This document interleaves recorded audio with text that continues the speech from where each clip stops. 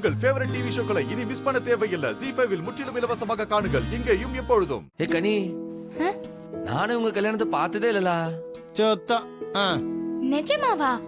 என்னன்னு சொல்லுத? நீ உங்க கல்யாணத்தை பார்க்கலையா?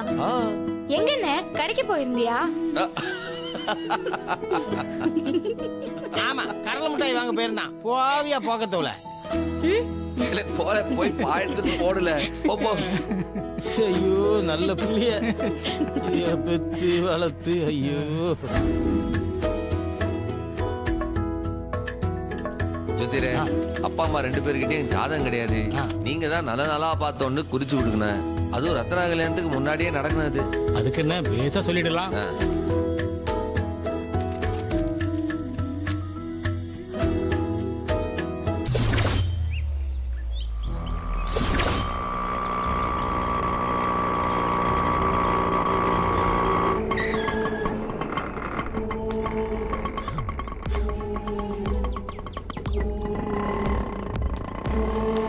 சரி, நீங்கள் தான் என்ன விழிச்சதோ? ஆமா, சவுந்தரபாண்டி சாரோட வந்துட்டல்ல, இரு பேசுவார்.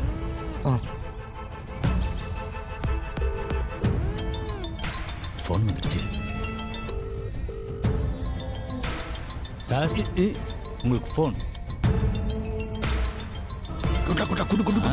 தட்சணை கொடுங்க சார்.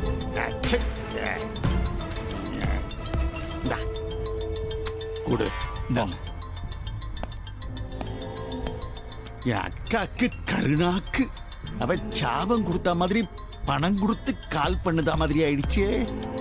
இவனை மாதிரி ஆட்களால தான் அரசியல்வாதிகள் எல்லாம் ஈஸியா வெளியில வந்துடுறாங்களோ. ஹலோ சம்பந்தி, அந்தால வந்துட்டான். பக்கத்துல தான் இருக்காப்ல. போனை தரட்டுமா? இல்லை, முதல்ல அவன்கிட்ட கொடு. உன்ட்ட எனக்கு என்ன பேச்சு?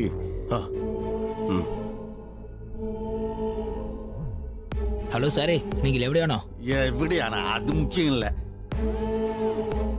உன் அப்பனை கொன்னாலே சூடாமணி. ஞாபகம் இருக்கா? மறந்துட்டியா? அதை எப்படி சார் ஞான் மறக்கும்? இல்லையே, அவ ஜெயில இருந்து வெளியில வந்திருக்காளே. நீயும் உன் குடும்பமும் அப்பனை பறி கொடுத்துட்டு அனாதையா இருக்கீங்களே. ஆனா அந்த சூடாமணி அங்க வந்து அவ குடும்பத்தோடு நல்ல சந்தோஷமா இருக்கா. வருது வருது. அப்படித்தாமலே கோவம் வரணும். அவளுக்கும் அவ புருஷனுக்கும் 60ஆம் கல்யாணம் நடக்க போகுதான். நீ என்னடா அங்கே உன் அப்பனுக்கு தவசம் பண்ணிக்கிட்டு இருக்க? நெஞ்சு கொதிக்குது சாரே. இந்த தடவை ஞான் அவளை விடாது. போ, அவளை கண்டன் துண்டமா வெட்டி போடு. போ. நான் கையில் துப்பாக்கி வச்சிருக்கு சாரே, அவளை பாத்துக்கிற. நான் வைக்கட்டுமா? ZEE5 ஆப்பை டவுன்லோட் செய்து அனைத்து எபிசோடுகளையும் இலவசமாக பாருங்க.